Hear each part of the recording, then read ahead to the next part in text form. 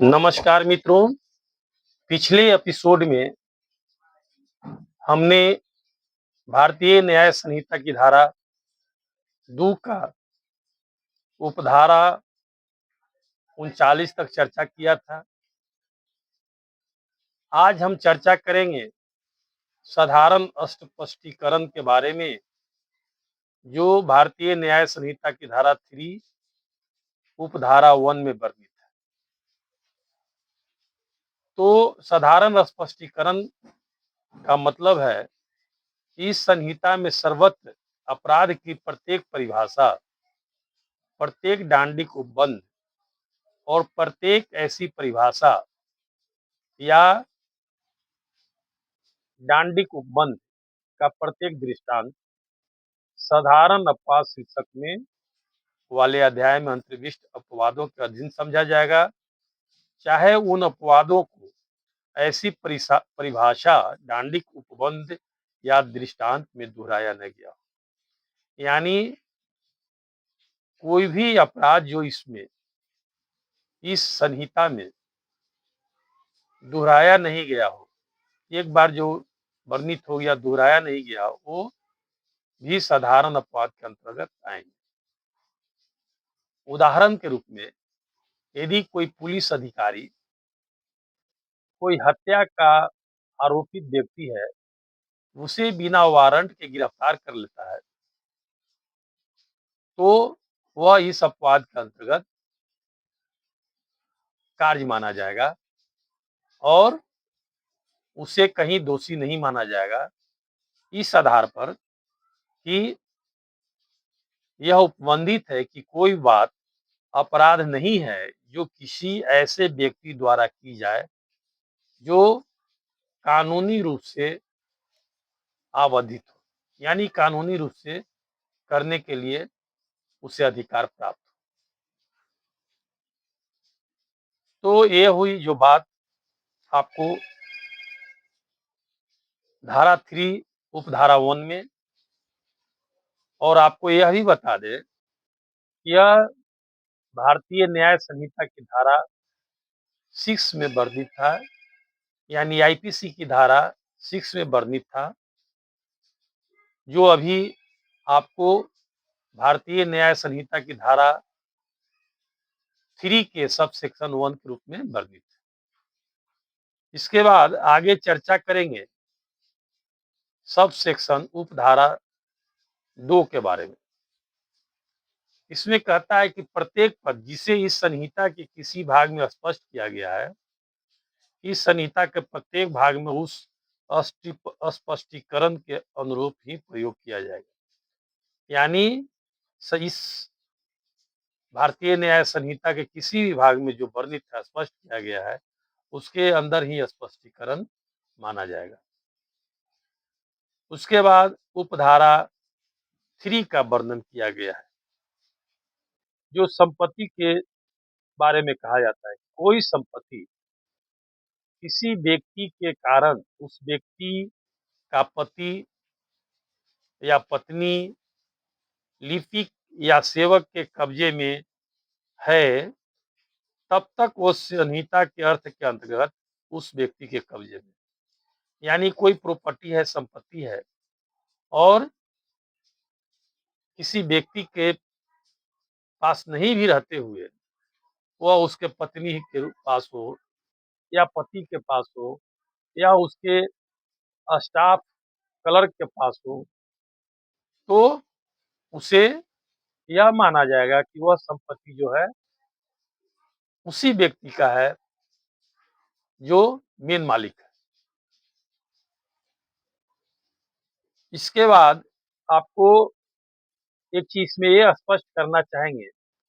यदि कोई लिपिक या क्लर्क जो है कुछ दिन के लिए, कुछ समय के लिए ही यदि वह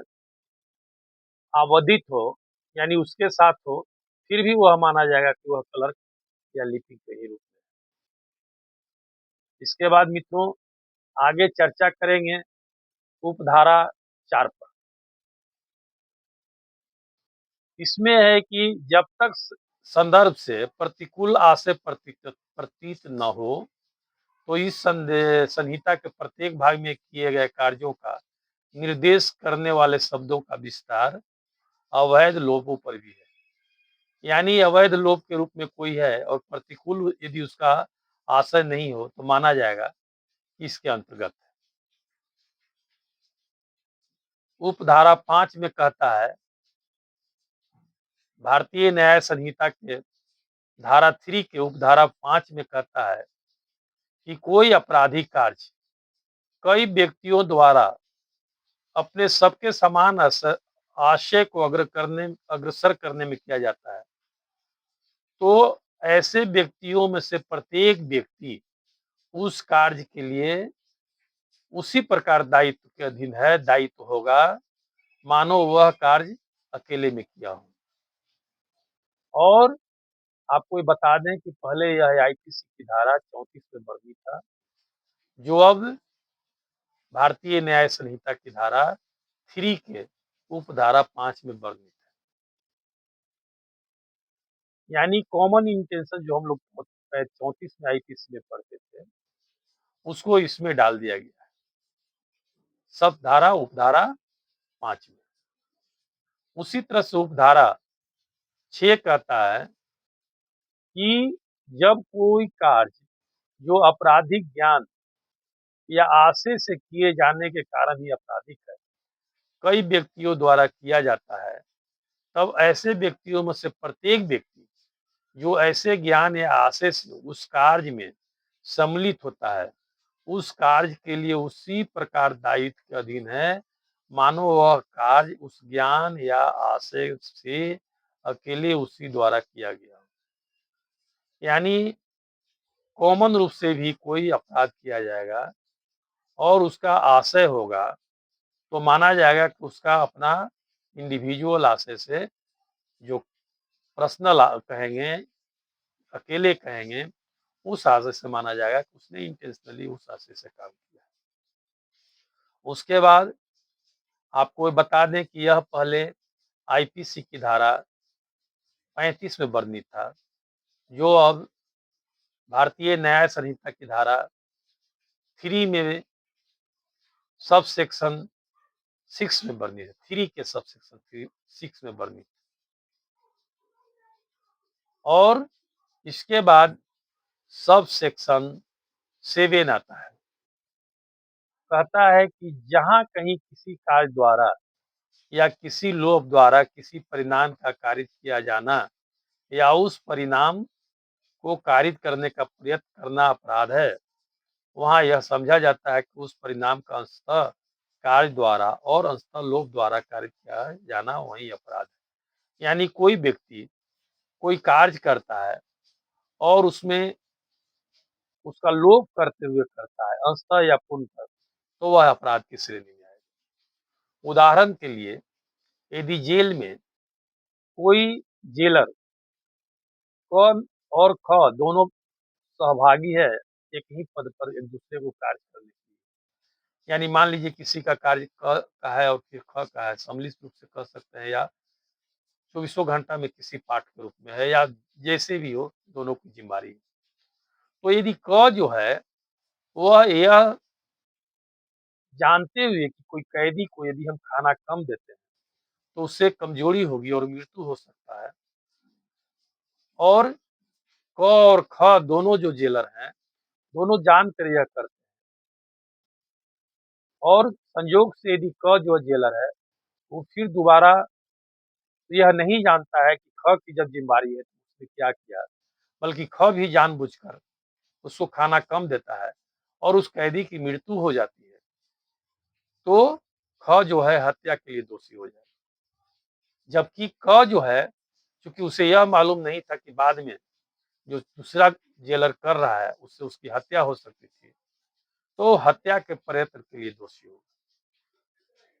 यानी भूखमरी के चलते भी जो हत्या होती है वो हत्या में कन्वर्ट हो जाएगी। मित्रों, आपको ये बता दें कि आईपीसी की धारा 37 में पहले वर्णित था, जो अब आपको भारतीय न्याय संहिता की धारा 7 7 में वर्णित है, 8 में वर्णित है। इसके बाद उपधारा 9 यानी भारतीय न्याय संहिता की धारा 3 के उपधारा 9 उसमें कहता है